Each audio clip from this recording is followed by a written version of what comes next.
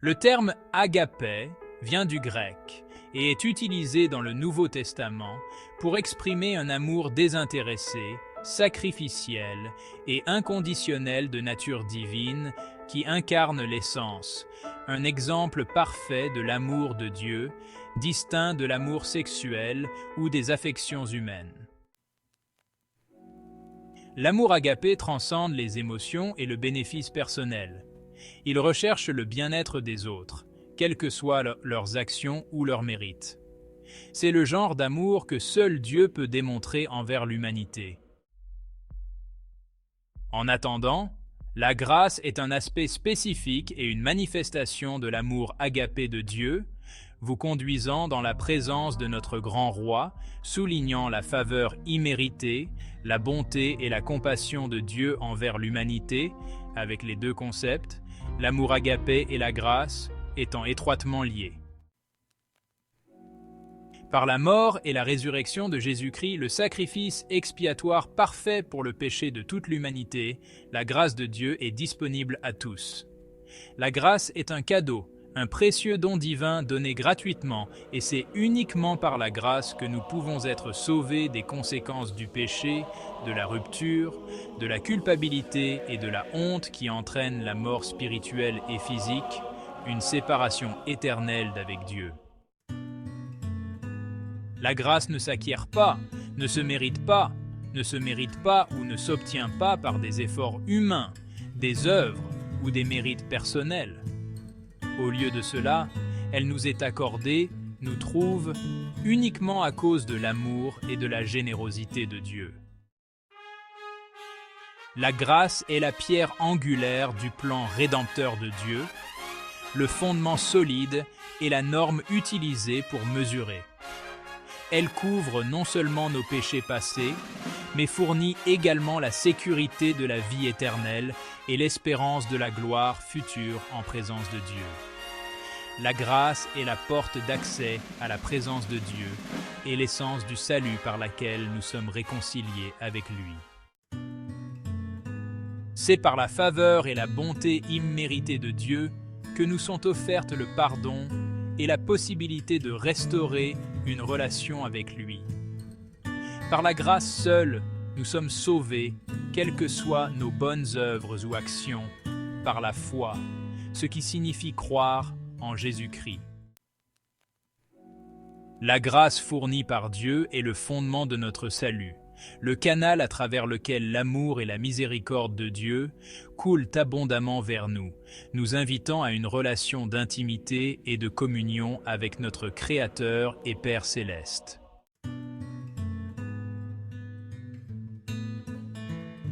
L'épître de Paul à Tite, chapitre 2, versets 11 à 13, dit « Car la grâce de Dieu s'est manifestée, apportant le salut à tous les hommes, la bonté de Dieu sans exception est disponible pour tous. » Nous entraînant à renoncer, enseignant et instruisant les croyants à rejeter l'impiété et les passions mondaines et à nous discipliner à vivre une vie sobre, avec autocontrôle, droite et pieuse, avec admiration et crainte révérentielle de Dieu à l'époque présente, l'ère actuelle du système mondial d'aujourd'hui. Tandis que nous attendons avec impatience et enthousiasme l'espérance bienheureuse, notre source de grande joie, consolation, délice et encouragement est l'apparition, la manifestation visible et incontestable de la gloire de notre grand Dieu et Sauveur Jésus-Christ. Cette recherche sincère, permanente et continue d'intimité et de communion tout au long de la vie implique un engagement individuel, libre d'excuses, de prétextes ou de justifications personnelles, pour acquérir une connaissance intégrale en saisissant pleinement et en atteignant une compréhension profonde de la véritable volonté de Dieu pour chaque partie de notre être, notre totalité, notre existence, aspirant à ce que notre âme, croyance et connexion spirituelle soient plus semblables à lui. C'est une trajectoire guidée par vivre selon ses principes divins, tels qu'ils sont révélés dans sa parole-voix que l'on trouve dans la Bible. Bien que la grâce et la miséricorde de Dieu partagent des similitudes, ce sont des concepts distincts dans le royaume de Dieu. La grâce occupe une position centrale dans le caractère de Dieu. Elle invite les gens à embrasser le pouvoir transformateur et rédempteur de la bienveillance imméritée, de la grâce de Dieu, son amour, sa faveur, sa bonté, sa douceur, sa compassion, sa compréhension et son soin que Dieu étend à l'humanité. Tant la grâce que la miséricorde émanent, prennent leur source et coulent de la nature compatissante de Dieu.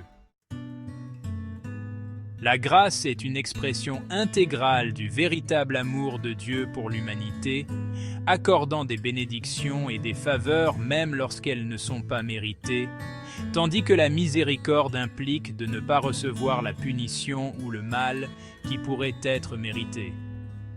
La grâce souligne la générosité et les actions bienveillantes de Dieu, tandis que la miséricorde se concentre sur la compassion de Dieu en s'abstenant de prononcer la sentence et la condamnation, c'est-à-dire en s'abstenant d'imposer un jugement mérité en réponse aux échecs, aux déficiences et aux péchés humains.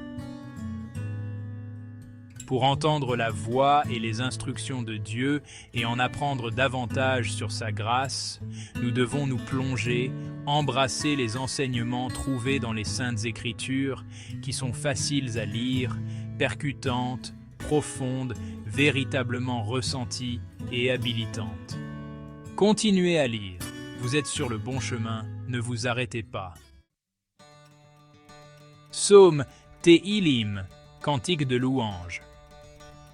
Chapitre 36, versets 7 et 8 disent ainsi: Qu'elle est précieuse, excellente est ta bonté aimante, ton amour inépuisable, incomparable, immuable, ferme, fidèle et loyal, ô Dieu, pour que les enfants des hommes, l'humanité, puissent se réfugier, déposer leur confiance à l'ombre de tes ailes, pour trouver sécurité et défense dans la grâce et la miséricorde de Dieu.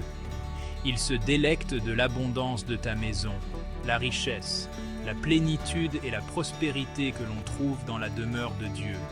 Et tu leur donnes à boire du fleuve, source abondante, de tes délices, les multiples bénédictions de Dieu, le réconfort spirituel et les joyeuses provisions qui proviennent de la volonté de Dieu pour ceux qui le cherchent. Matthieu, Matityahu, qui signifie don de Dieu, chapitre 5, versets 44 et 45. Mais je vous dis, aimez vos ennemis et bénissez ceux qui vous maudissent. Ne rendez pas le mal pour le mal, faites le bien et soyez aimables envers ceux qui vous haïssent et priez en vous basant sur la guerre spirituelle, en demandant à Dieu pour ceux qui vous maltraitent et vous persécutent, en prenant soin et en recherchant activement le bien-être spirituel de ceux qui peuvent être contre vous et hostiles envers vous. Afin que vous soyez enfants, révélant votre véritable être en tant que citoyens et ambassadeurs du royaume, de votre Père qui est aux cieux, car il fait lever son soleil sur les méchants et les bons, et envoie sa pluie sur les justes, ceux qui sont moralement droits, et les injustes, ceux qui persistent dans le péché et s'opposent à la volonté de Dieu. Et pour terminer, nous terminons avec le livre de Jean, Yoshanan, qui signifie « Dieu est miséricordieux », chapitre 3, verset 16. Car Dieu a tant aimé le monde qu'il a donné son Fils unique, son unique, incomparable, oint roi Messie, il est le chemin, la vérité et la vie, lumière pour l'humanité et l'agneau de Dieu pour le sacrifice, démontrant son amour agapé plein de grâce pour l'humanité, afin que quiconque croit en lui, le prince de la paix, médiateur et rédempteur, ne soit pas détruit, mais ait la vie éternelle.